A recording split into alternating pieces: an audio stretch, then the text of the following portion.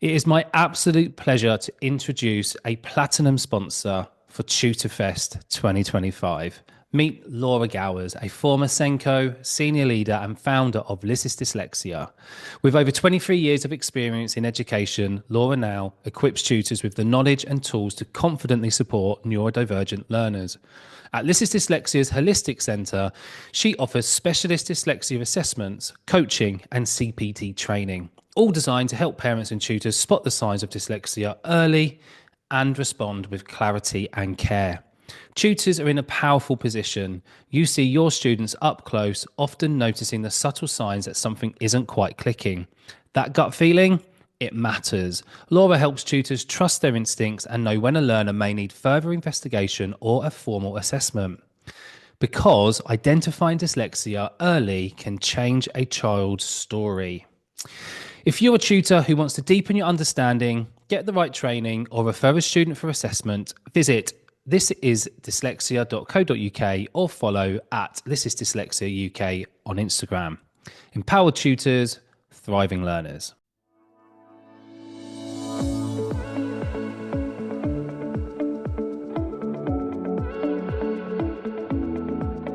Hey, welcome back to another episode of Grow Your Tutoring Business. We are going to talk about abundance versus scarcity mindset and why this is something we need to be aware of and work on in our business.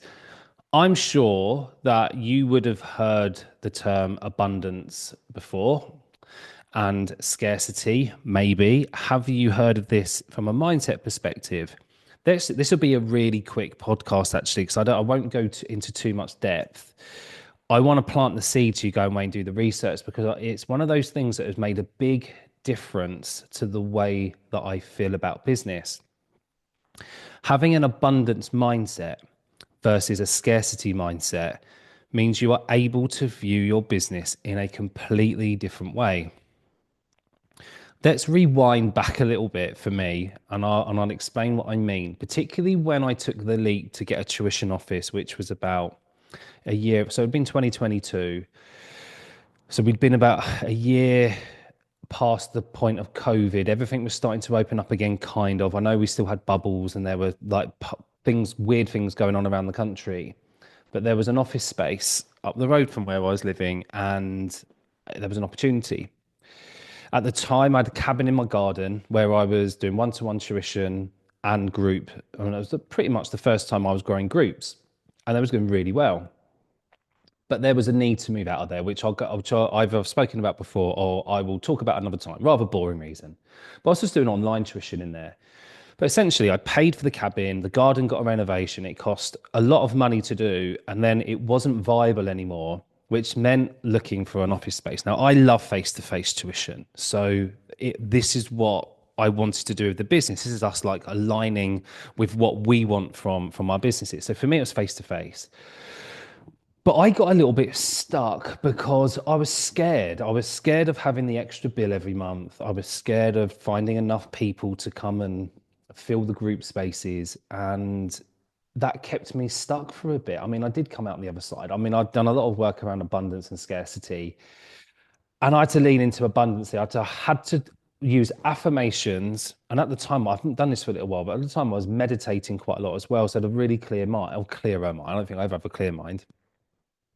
But I was able to go, right, let's lean into the abundance. We know there are people waiting for me to open this service, and there is enough work out there for all the tutors where I live, plus some more. You know, there's children out there not having tutoring at the moment, even though they need it, but because you are going to open this, they are going to come, right? So it's having the knowledge that there is enough out there for everybody and truly believing it, so that you are allowing that energy to come towards you. You are going to accept all of the opportunities that the abundance is going to bring.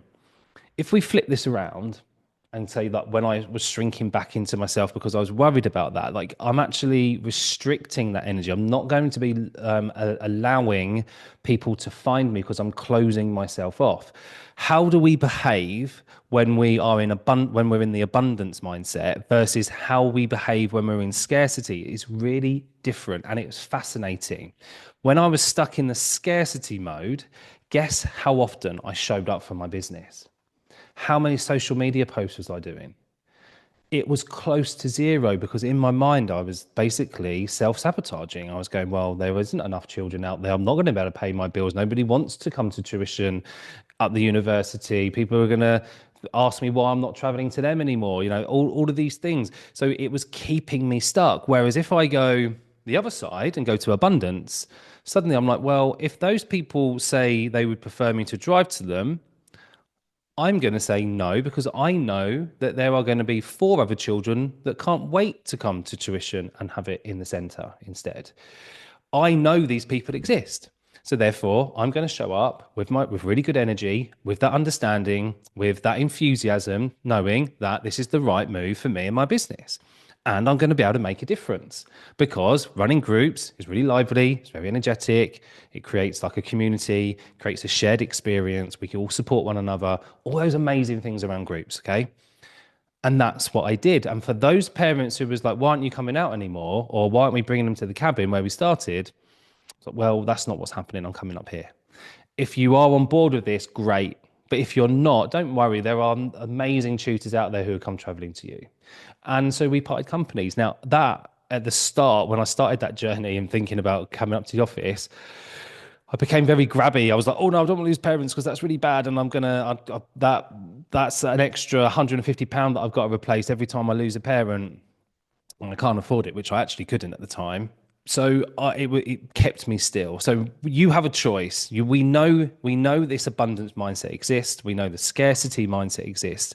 How are you going to bring yourself or pull yourself away from scarcity when you feed it? Because this kind of leads me into my final point. Like, there are times when I completely slip away from being in the abundance mindset. I just spiral out. It happens gently over time, and I end up finding myself being worried about the money or the numbers or how many children am I reaching, how many posts am I putting out. Suddenly I'm thinking, oh, I'm thinking about the wrong thing here. Why am I feeling like this? I need to like give myself a bit of a kick up the arse and I need to show up again with the right mindset. Right, hold on. Let's do my affirmations. Are there enough children out there? Yes. How many of these children would love to come to Mrs. C's tutoring? Most of them. Right, now, we can make a big impact. Do you want to make a big impact or not? Of course I do. Let's get ourselves out there again. Let's get some social media on the go. Let's connect with parents. Let's make sure everybody's okay. Let's just make sure that we're doing the best that we can do.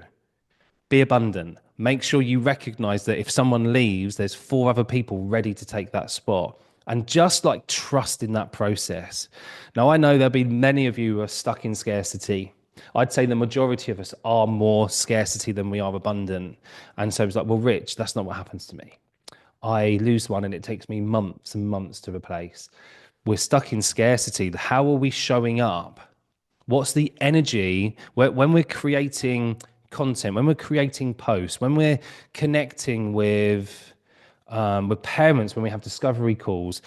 If we're in scarcity mode, we are bringing that energy, that scared energy to those conversations. We're bringing that scared energy into how we're writing our posts, even the way that we design them. If we can stay in abundance, the way we show up is just different. We're going to be able to connect more positively because we are being positive. Therefore, that makes that interaction better. It makes it, I suppose, brings confidence. I always say, like, this is not really a sales conversation podcast, but something which I've always taken on board and always use is that how you show up to a meeting matters. And it sounds really obvious, but let's say like you've got a discovery call with a parent and you're in scarcity mode. So you're worried that you're going to say the wrong thing, or they're not going to like the price, or they're not going to like the idea of groups. Suddenly we're so negative. We're like, I'm so sorry I offer groups. I'm so sorry I charge £30 an hour. I'm so sorry that, and I'm not saying we say this out loud, but the way that we come across will feel like that. And then we've devalued everything. Whereas the flip side of that is if I'm not saying like you're not bothered whether they come to the business or not, because of course we are. We want to make sure they come in. But if you're like, look, this is what we offer, and I truly believe it works. I've got evidence that it works. We've got 6 in the group. We we follow this pattern. It's this much every month. We can't wait for you to come and try a session. We can't wait for you to have like a couple of weeks with us so you can really experience it. Like that's a different energy and a different vibe compared to, oh, I'm so sorry, I'll charge £30 an hour, or maybe I should make it 25. You know, we bring those kind of energies in. So this comes for me from abundance versus scarcity. Take care that you are more abundant minded and that you know, or at least start to trust that there is enough out there for everybody. And when you have that mindset, these people will find you. When you the energy that you put out and you're open to receiving it, it will start to happen. So it seems a bit woo-woo, but actually I think it's still rooted into, is it woo-woo or woo? I always get that wrong. Woo-woo is a cocktail where I'm from. So I'm going to say woo. If it's rooted in this, that's, I think it's rooted in the actions that we take rather than like that manifesting it. It's like how you show up matters. Just something to like ponder and think about over the next however many days afterwards that you connect with this.